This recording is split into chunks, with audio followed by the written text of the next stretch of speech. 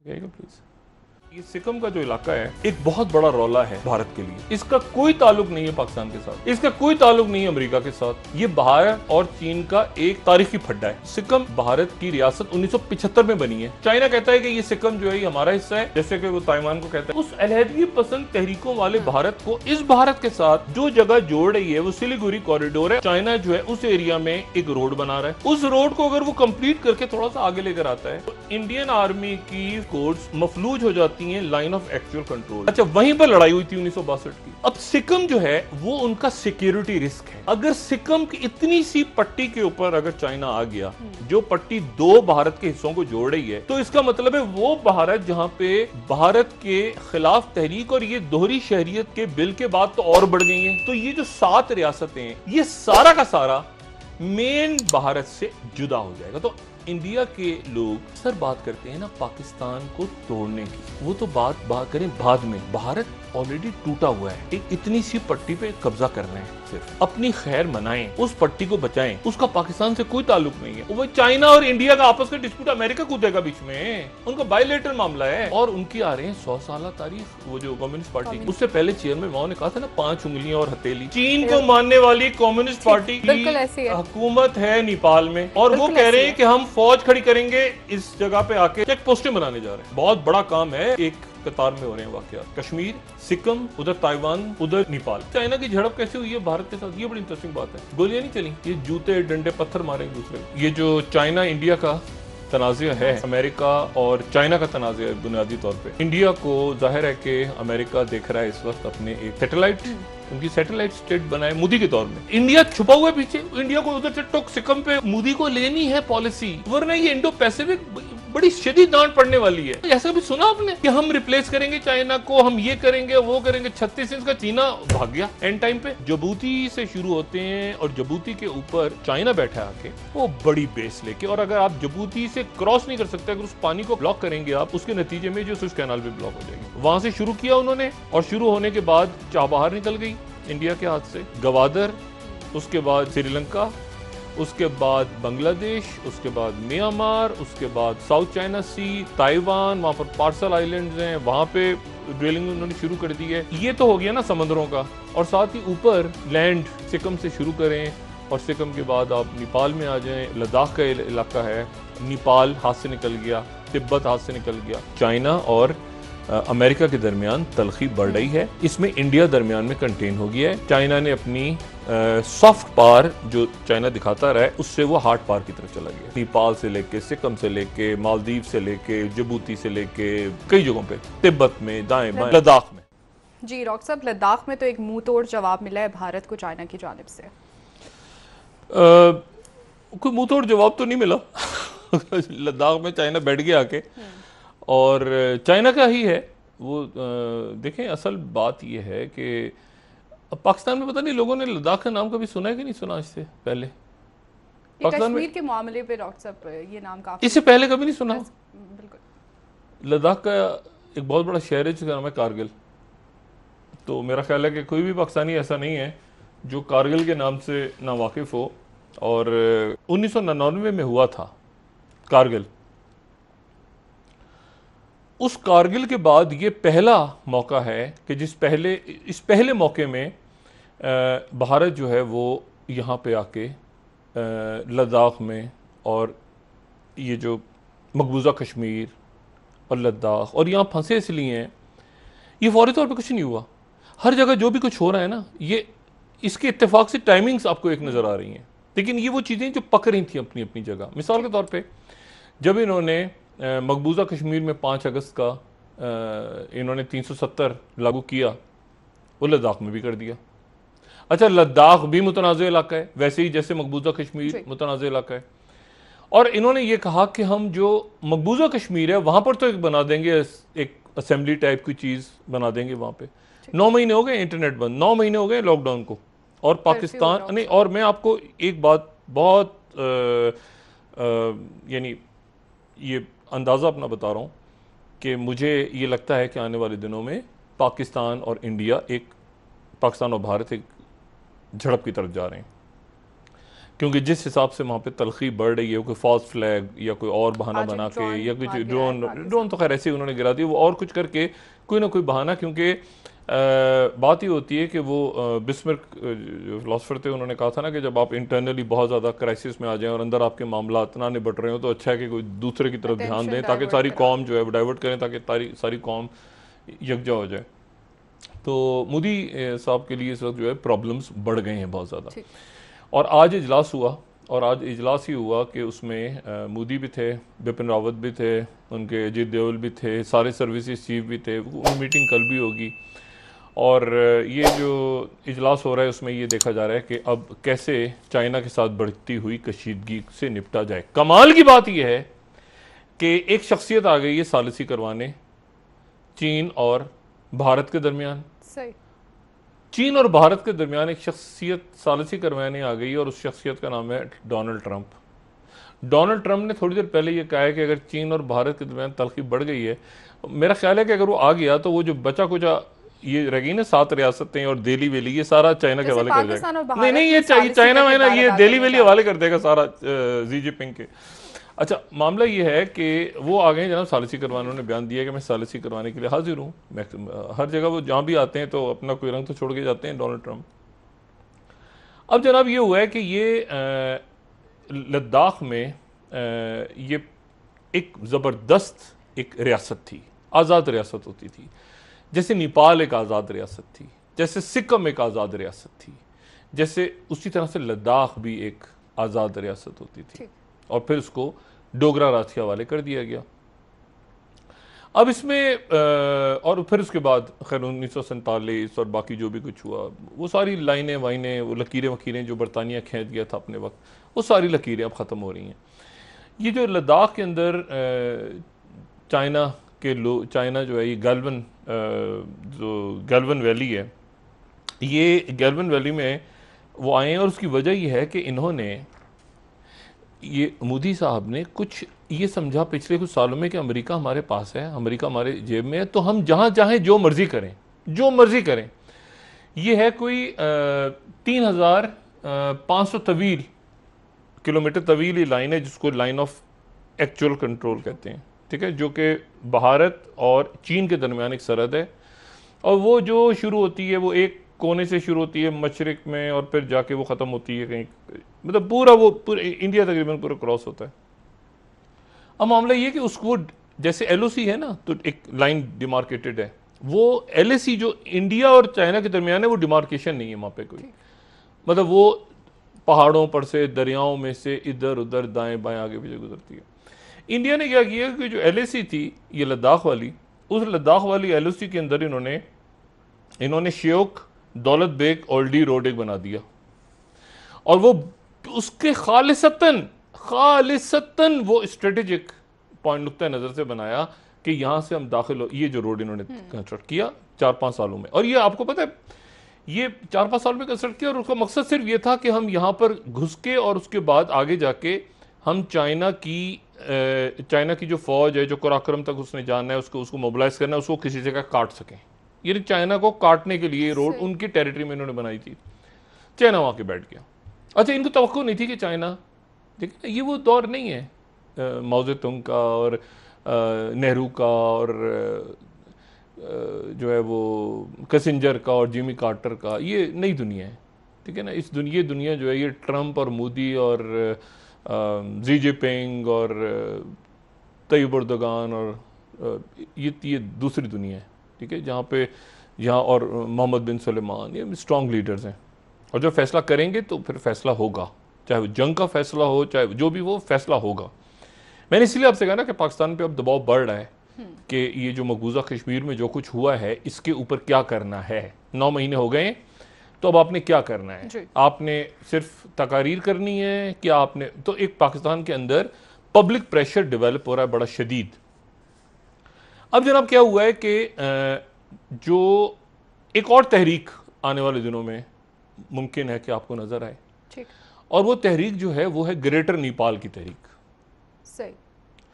Greater Nepal का नाम लोगों ने नहीं सुना होगा, कभी भी नहीं सुना होगा, लेकिन एक नेपाल एक बहुत बड़ी रियासत होती थी, बहुत बड़ी रियासत होती थी 1816 से पहले।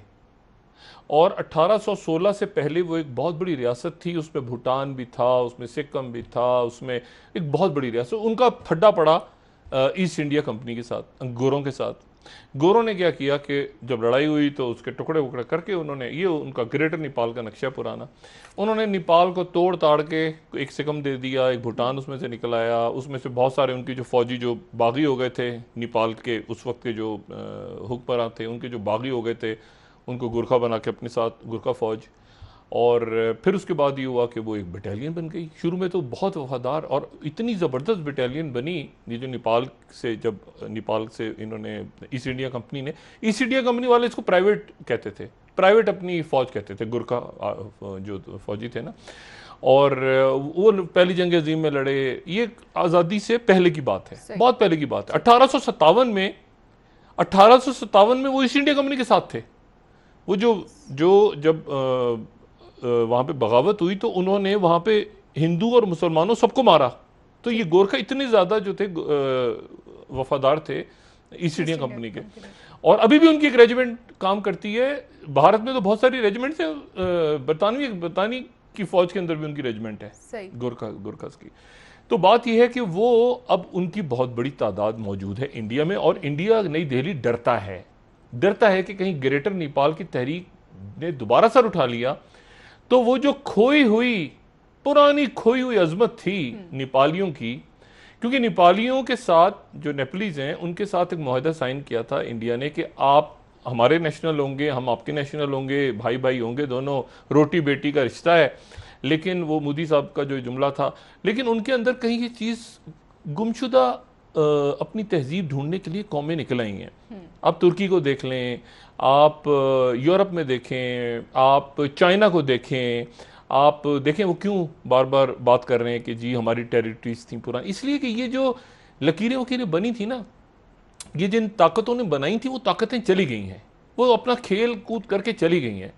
अब अगर उनका सिक्किम उनका है, वो कहते हैं हमारा है, ठीक है, वो कहते हैं कि ये रियासतें हमारी हैं, लद्दाख उनका है।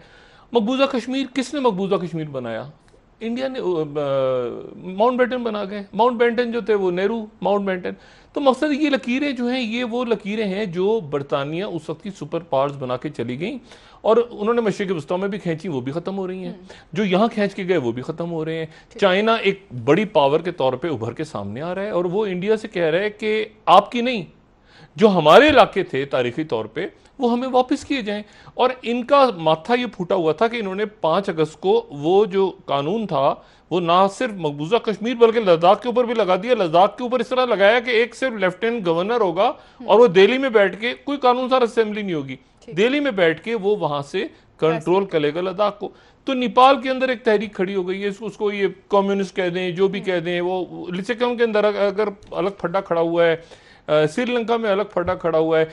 चाइना जो है उसने उनकी भी जो सालाना कांग्रेस होती है, जो उनकी पार्लियामेंट है, उसका इजलास खत्म हुआ है 1 हफ्ते तक, और आज चाइना ने कहा है कि जंग के लिए तैयार हैं जी, ठीक है, जंग के लिए तैयार हैं, जी जिनपिंग ने कहा। ठीक है डॉक्टर साहब, इस हवाले से आपसे मजीद भी बात। अब आपने ब्रेक से पहले खित्ते में एक कशीदगी के हवाले से बताया, क्या आप समझ रहे हैं कि इसके पाकिस्तान पे क्या असरात मुरतब होने जा रहे हैं? पाकिस्तान का हिस्सा है ये पाकिस्तान का हिस्सा है जहाँ पे इस वक्त जंग हो रही है, और पाकिस्तान का एक हिस्सा है जहाँ पे लाखों लोग जो हैं वो 9 माह से, जिनके ऊपर शदीद लॉकडाउन है, नजरबंद है। यहाँ पे तो लॉकडाउन जो हो रहा है तो इंटरनेट तो चल रहे हैं ना, इंटरनेट भी बंद है, और पूरी एक नस्ल को तबाह किया जा रहा है कि जिनको स्कूल तक फराहम नहीं किए गए। ठीक है, ऑनलाइन स्कूल ये तो बात के सारे चक्करबाजी है ना, पूरे ऐसे नौजवान, ऐसे बच्चे, और वो आपके मुल्क पे, पाकिस्तान पे दबाव बढ़ रहा है। आपकी इस्टेब्लिशमेंट, आपकी सियासी क़यादतें, अब एक दबाव बढ़ रहा है, और ख़ास तौर पे उस वक्त जब वो लकीरें जो उन कुव्वतों ने खींची थी, यानी किसने खींची थी ये लकीर?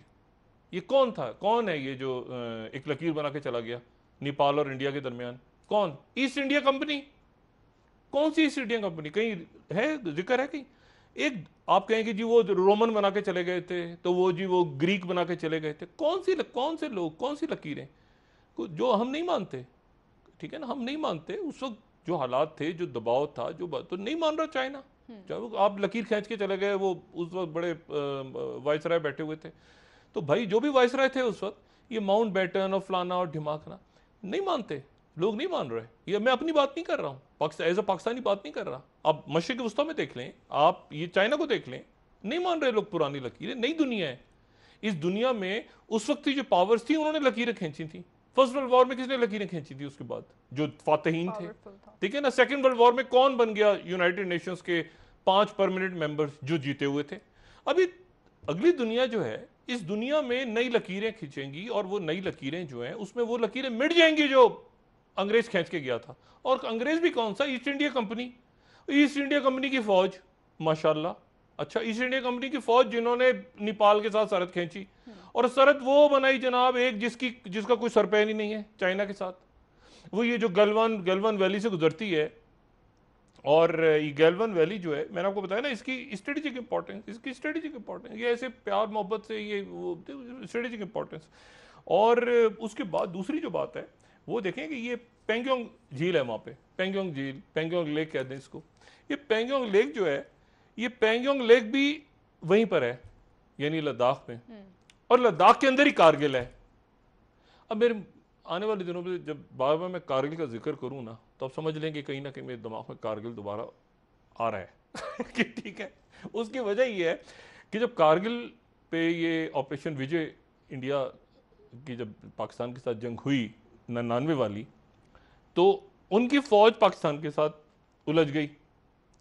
इसी दौरान क्या हुआ कि चाइना ने मुकम्मल तौर पे फायदा उठाते हुए अपनी जो लाइन ऑफ कंट्रोल थी उसको थोड़ा सा आगे कर लिया। तो उनकी जब वो पीछे पलट के देखा उन्होंने, इंडियन फौजियों ने, तो उधर से उन्होंने कहा अरे, लेकिन उस वक्त गुड़ी गुड़ी चल रहा था, चीन से क्या हम लड़ना, ये तो अफ्यून खाते हैं, फलां खाते हैं, उससे तो 1999 की दुनिया थी ना। वो थोड़ा सा वो आगे आए हुए थे। और आप देखें चाइना की जो सॉफ्ट पावर है ना, अमेरिका की सॉफ्ट पावर साथ साथ चली। उन्होंने लोगों का खून बहाया, अमेरिका ने दुनिया में, बरतानिया ने खून बहाया, ये जितनी सल्तनतें थीं इन्होंने लोगों का खून बहाया। इन्होंने ड्रोन्स मारे, अपनी हार्ड पावर शो की। हार्ड पावर्स होती हैं सल्तनतों की हमेशा, रोमन एम्पायर्स की, घोड़े दौड़ा दिए, ग्रीक्स हैं तो वो जनाब गर्दनें काट रहे हैं, हल्लाकू खान फलाना, जितनी भी आप सल्तनतें देखें, तो अमेरिकन की, लेकिन जब हार्ड पावर अपनी शो करते थे तो उसके साथ साथ सॉफ्ट पावर भी शो करते थे। यानी उसके साथ साथ आपको उनकी सॉफ्ट ड्रिंक्स भी मिल रही हैं, बम भी पड़ रहे हैं, आप उनके बर्गर भी खा रहे हैं, उनकी जीन्स भी पहन रहे हैं, आप हॉलीवुड की मूवीज भी देख रहे हैं, उनका फेसबुक, उनका ट्विटर, उनका वो भी कर रहे हैं, और साथ साथ वो लोगों की गर्दनें भी कट रही हैं, 100 आदमी जो है। तो उनकी हार्ड पावर और सॉफ्ट पावर एक साथ थी। चाइना जो है गालिबन इस जो हमारी जदीद तारीख है, उस तारीख में वाहिद ऐसी सल्तनत बन के सामने आई है जिसकी सॉफ्ट पावर नहीं आई सामने, सवाए इसके कि उनका चाइनीज खाना अच्छा होता है। और कोई सॉफ्ट पावर की चीज मैंने कम से कम चाइना की इतने सालों में, उनके डिप्लोमेट्स होते हैं, मिलते हैं जुलते हैं, लेकिन जिस तरह अमेरिकन एक होता है ना कि सॉफ्ट पावर, यूनिवर्सिटी हमारी, अब आए देखें ना, ये करें, देखें, घूमें, सैर करें, वो पूरा जो एक मगरबी एक कल्चर होता है कि अच्छा जी ये करो। चाइना सिर्फ अपनी, अगर आप पूछे ना कि चाइना की सॉफ्ट पावर क्या है, तो आपके जहन में फौरी तौर पर चाइनीज खाना ही आएगा, ये स्पाइसेस आ जाएंगे। और वो खामोशी के साथ चाइना आगे बढ़ा है, और वो अपनी जो गुमशुदा, क्योंकि ह्यूमिलिएशन हुई है, चाइना ये महसूस करता है कि गुजरे चंद सालों के दौरान और दहाइयों और सदियों के दौरान उनको ह्यूमिलिएट किया गया, बेइज्जत किया गया। नेपाल के लोग भी जब 1816 में ये उनका मुआहदा हो गया, तो उसके बाद वो नेपाल के अंदर ये बड़ी स्ट्रॉन्ग किस्म की वहां पर ये एक सेंटिमेंट मौजूद है कि जी हमें जो है वो हमारे साथ जुल्म किया गया, और उनकी पूरी एक सल्तनत थी, और उनकी सल्तनत को एक मुआहदा हुआ, और मुआहदे के तहत जो है वो उन्होंने तकसीम कर दिया, और तकसीम करके उसके बाद वो अल्लाह खैर सल्लाह। लेकिन मसला ये कि क्या वो मुआहदा रहेगा फ्यूचर में, क्या वो अंदर, देखिए ना, ये तो एक बात हो गई कि कम्युनिस्ट पार्टी है और चाइना के साथ वो क्लोज है और सब कुछ होगा, लेकिन मैं आगे फ्यूचर में कहीं जाके मुस्तकबिल में मैं ये ग्रेटर नेपाल की तहरीक एक है, बहरहाल उनके अंदर लोग मौजूद हैं। आप नेपाल के अंदर जो है, देखिए नेपाल के बहुत सा, आप सिक्किम में चले जाएं तो आपको नेपाली बोलने वाले नजर आएंगे। जब बड़ी नेपाल की सल्तनत तोड़ दी ईस्ट इंडिया कंपनी ने, तो एक सिक्किम अलग कर दिया, भूटान अलग कर दिया, कई इधर उधर रियासतें वगैरह थे। और एक बड़ी खूबसूरत चीज़, एक बड़ी खूबसूरत जगह, एक बड़ी खूबसूरत जगह जिसको लोग याद करते हैं, और उसका नाम शायद हमने सुना हो पाकिस्तान में, दार्जिलिंग। ठीक है ना, दार्जिलिंग। तो बात यह है कि ये सारी वो जगह हैं जो असल में ईस्ट इंडिया कंपनी ने तोड़ तोड़ के इधर से तोड़ा, उधर से तोड़ा, उधर से तोड़ा, उधर से तोड़ा और ये शामिल कर दी। इनकी अपनी सकाफत है, इनकी अपनी एक शनाख्त है। और ये भारत के अंदर जब ये इनको नेपाल के लोगों को, लेकिन डरते हैं इंडियन इसलिए कि बहुत बड़ी तादाद में गोरखा रेजिमेंट है उनकी फौज में, रिटायर्ड आर्मी। अब इनके जो मौजूदा आर्मी चीफ हैं, उन्होंने जो नेपालीज के बारे में जो जुबान इस्तेमाल की है, तो अंदर जो उनकी गोरखा रेजिमेंट्स है, उनके अंदर फौज के अंदर बड़ी बेचैनी है इस बात की कि एक तो हमें थर्ड ग्रेड सिटीजन। और आपको पता है ये उनके बॉलीवुड के अंदर, उनके फिल्म इंडस्ट्री में ये जो डैनी डिजोम्पा, वो तो खैर सिक्किम के हैं, लेकिन मनीषा कोइराला, माला सिन्हा, ये उदित नारायण, उनके बहुत लोग ऐसे हैं जो नेपाल से ताल्लुक है, भारतीय शहरियत रखते हैं, मनीषा कोइराला के अलावा। लेकिन उनको कभी भी उस तरह से भारत में ट्रीट नहीं किया। जब ये खत्म, जंग हार गए ना नेपाल के लोग, तो ये आसाम के वो ईस्ट इंडिया कंपनी ने ट्रेन बना दी, यहाँ से मजदूर भर भर के ले जाते थे नेपाल से, वहां जाके उनको फेंक देते थे।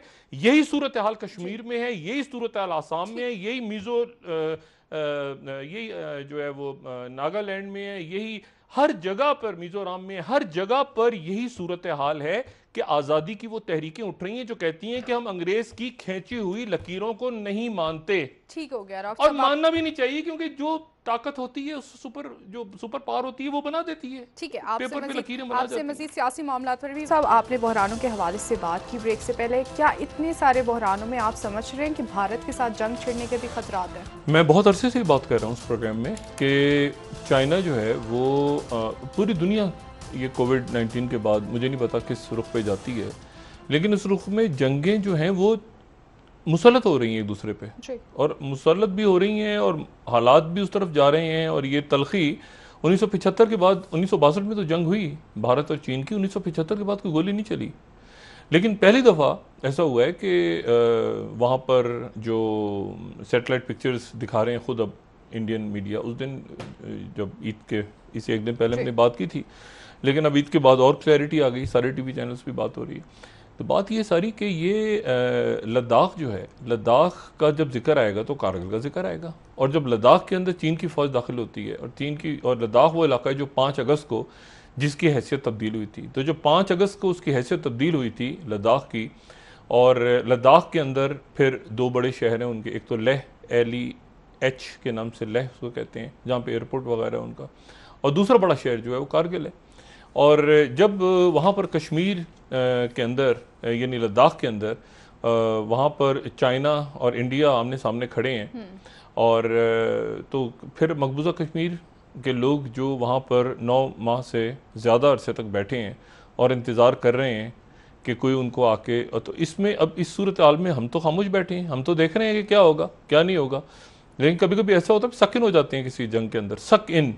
अच्छा, उसको शाह महमूद कुरैशी साहब और इमरान खान साहब बार बार ये बात कह रहे हैं कि जी को फॉल्स फ्लैग का अंदेशा है कि वो फॉल्स फ्लैग करके और फिर पाकिस्तान के साथ मार्च खोलें, और झड़पें बहुत हुई हैं LOC पे। कल आर्मी चीफ भी वहाँ गए हुए थे फ्रंट लाइन्स पे।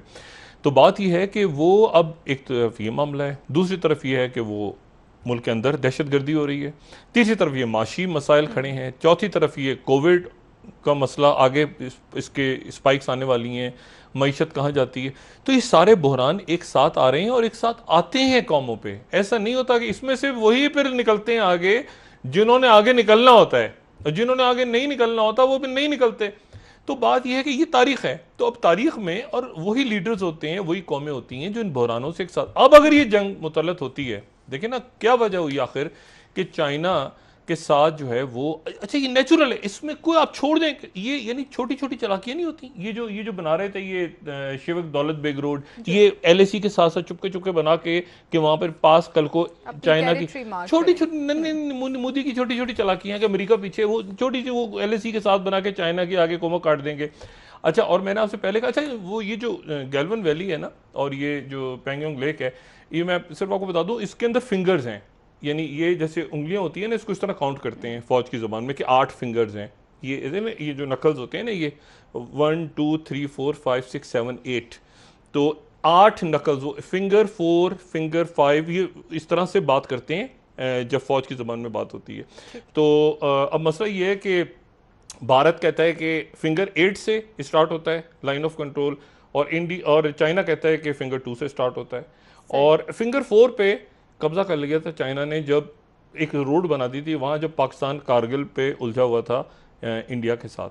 तो ये सारी चीज़ें जब, और फिर अफगानिस्तान को आप देख लें, अफगानिस्तान जो है अनसेटल्ड है, ईरान जो है वो अनसेटल्ड है, ये पूरा खिता अनसेट। तो अल्लाह ना करे कि कोई ऐसी जंग छिड़े, लेकिन चूंकि जब लद्दाख का नाम आएगा तो कारगिल का नाम आएगा, जब कारगिल का नाम आएगा तो साथ उसके नाम आएगा मकबूजा कश्मीर का। और वो मकबूजा कश्मीर जहाँ पे 9 माह से लोग, अभी घरों में बैठ के लोग थोड़े थोड़े दिन परेशान हो गए हैं ना, हमें नेटफ्लिक्स देखना पड़ रहा है, तो हमें टीवी देखना पड़ रहा है, तो ये 9 माह से जिनका ऑनलाइन स्कूल का पूरी नस्ल, उनकी नस्ल कुशी की तैयारी, और साथ ही वो रियासतें जहां पर ये नेपाल के लोग जो हैं, देखिए मैंने आपसे पहले भी बात की, ये सल्तनत थी पूरी, ये 100 साल तक गायब रही है तारीख से, 1816 से लेके फिर आपको 1950 में कहीं जाके नजर आते हैं कि ये सामने आ रहे हैं, और 1950 में, और इंडिया इनके साथ डील कर रहा है। तो बाकी ये सारी रियासतें अब निकल रहे हैं, लोग निकल रहे हैं, ये सरहदें ईस्ट इंडिया कंपनी की बनाई हुई, अंग्रेजों की बनाई हुई, सर ये सरहदें वरहदें कोई नहीं मानता।